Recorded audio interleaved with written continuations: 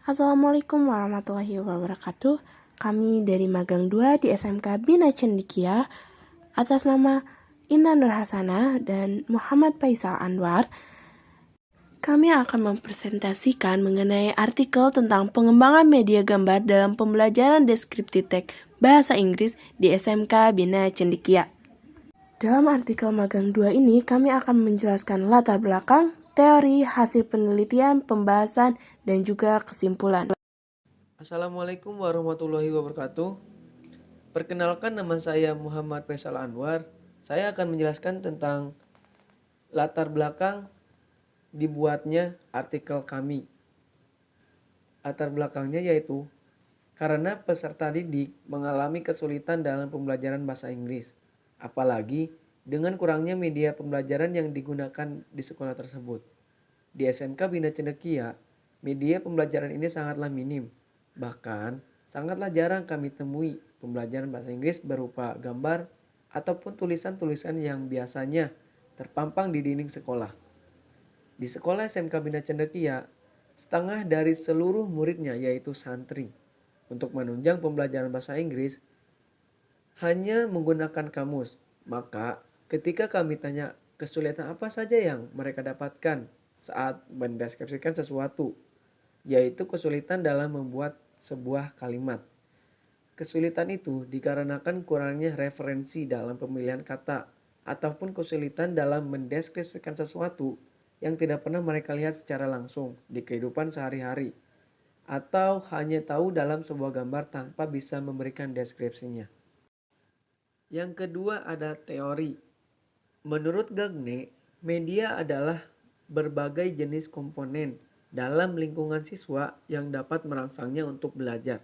Selain itu, media adalah segala alat fisik yang dapat menyajikan pesan serta merangsang siswa untuk belajar. Menurut Sujana, pengertian media gambar adalah media visual dalam bentuk grafis. Media grafis didefinisikan sebagai media yang mengkombinasikan fakta dan gagasan secara jelas dan kuat melalui suatu kombinasi pengungkapan kata-kata dan gambar-gambar. Selanjutnya, hasil dan pembahasan Magang 2 dalam artikel pengembangan media gambar dalam pembelajaran deskriptif teks bahasa Inggris di SMK Bina Cendekia.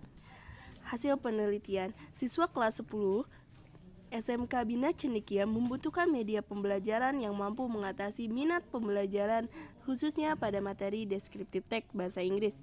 Maka, pengembang mengembangkan sebuah media pembelajaran mandiri yakni modul materi deskriptif teks dengan menggunakan gambar. Alasan pengembang memilih media gambar karena merupakan media yang sangat praktis. Selain itu, media ini juga dapat mempermudah siswa membuat deskriptif teks. Hasil pembahasan menggunakan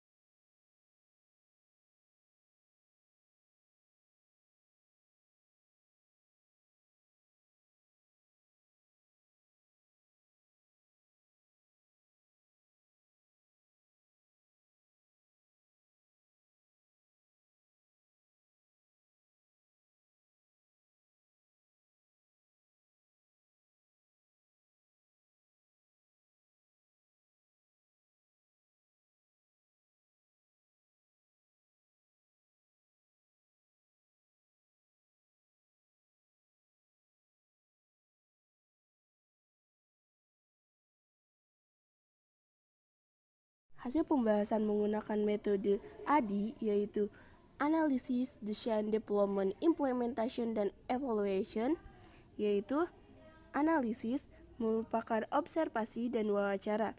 Hasil dari analisis yaitu peneliti mengetahui bahwa untuk pelajaran bahasa Inggris tidak menggunakan media apapun. Begitupun dengan materi-materi pelajaran bahasa Inggris bahwa siswa kurang berminat dan memahami dalam pelajaran bahasa Inggris, terutama pada materi tentang descriptive text yang merupakan pembahasan awal di kelas 10. Hal tersebut dapat disebabkan oleh masih minimnya referensi siswa tentang materi descriptive text dan juga siswa jarang mempelajari descriptive text secara mendalam, dikarenakan pada materi ini terdapat banyak jenis teks lain yang dapat membuat siswa kesulitan membedakannya. Yang kedua, desain. Dalam tahap ini, pengembang melakukan perancangan media yang dikembangkan yang terdiri dari beberapa tahap praproduksi yang diawali dengan butir materi yang terkandung dalam model yang dikemas melalui PowerPoint yang terdiri dari definition of descriptive text, characteristic of descriptive text, and then generic structure of descriptive text. Materi dalam PowerPoint ini merupakan tahap awal penjelasan kepada siswa mengenai materi descriptive text. Kemudian peneliti melanjutkan mengembangkan media untuk mempermudah siswa membuat kalimat descriptive text. Maka dengan itu peneliti memilih media gambar, sebuah tempat, ditambah beberapa vocabulary yang kemudian dikembangkan oleh siswa menjadi sebuah kalimat descriptive text. Tahap berikutnya yaitu development atau pengembangan. Pada tahap ini peneliti mulai membuat bahan ajar yang sesuai dengan tahap perencanaan. Kegiatan pembuatan bahan ajar dimulai dari menu media pembelajaran. Pada bagian pengantar, bahan ajar menjelaskan mengenai petunjuk, definisi, tujuan umum pembelajaran, serta materi dengan menggunakan kalimat yang mudah dipahami.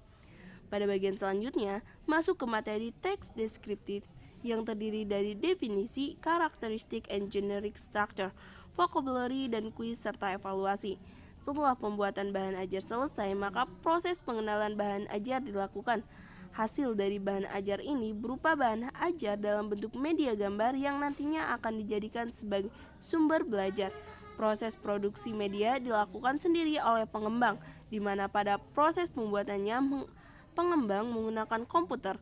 Aplikasi yang digunakan oleh pengembang adalah Microsoft Office Word and PowerPoint versi 2013. Setelah produksi media, pengembang dilanjutkan ke proses validasi media yang terdiri dari validasi materi, yaitu tahap di mana media divalidasi oleh seorang ahli dalam materi bahasa Inggris.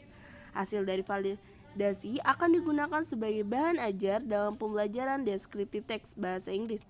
Setelah dilakukan perbaikan media yang berdasarkan masukan para ahli, pada proses validasi pengembangan dilanjut ke tahap uji coba media di kelas. Selanjutnya, implementation atau implementasi media gambar. Dalam membuat media gambar merupakan hal yang mudah dalam proses pembelajaran descriptive text di kelas. Berikut langkah-langkah pembuatan media gambar dalam pembelajaran descriptive text. Yang pertama, mempelajari materi descriptive text bahasa Inggris yang diberikan oleh guru dalam LKS Bahasa Inggris kelas 10. Kemudian merancang media yang sesuai dengan materi descriptive text, dan pengembang memilih media gambar karena merupakan hal yang sesuai dengan materi yang sedang dipelajari.